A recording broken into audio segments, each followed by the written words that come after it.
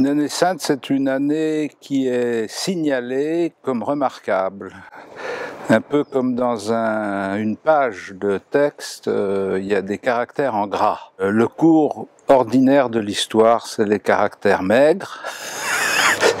Et puis, de temps en temps, il y a une phrase en gras qui est un moment fort. Et dans la tradition biblique, l'année sainte, c'est une année pour relancer. C'est-à-dire que c'est l'année où on annule les dettes, on libère les prisonniers, etc.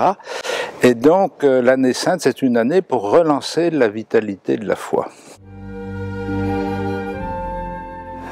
La miséricorde de Dieu, on n'en sait pas grand-chose, on peut l'imaginer qu'à partir de ce que nous connaissons de la miséricorde, c'est-à-dire que Dieu nous a donné la possibilité de savoir ce qu'il veut et ce qu'il souhaite à travers le Christ, et donc c'est à travers la personne du Christ qu'on découvre ce qu'est la miséricorde de Dieu, c'est-à-dire comment on voit par exemple dans l'évangile de Saint Luc 3 verbes qui expriment ça.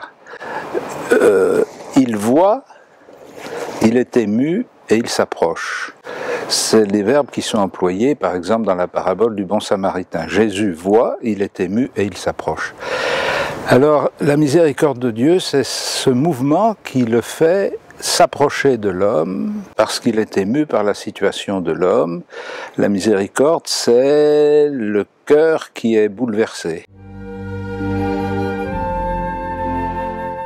Ce qui compte dans l'année de la miséricorde, c'est que le pape a voulu que l'on ait une meilleure compréhension de l'amour de Dieu pour l'humanité et donc qu'on soit des témoins d'un autre mode de relation les uns avec les autres. On voit bien, si on prend le cas de notre société française que nous connaissons mieux, comment elle est devenue une société de suspicion, de condamnation, de chasse aux coupables, de chasse aux responsables, et il n'y a jamais un mot de pardon et de miséricorde.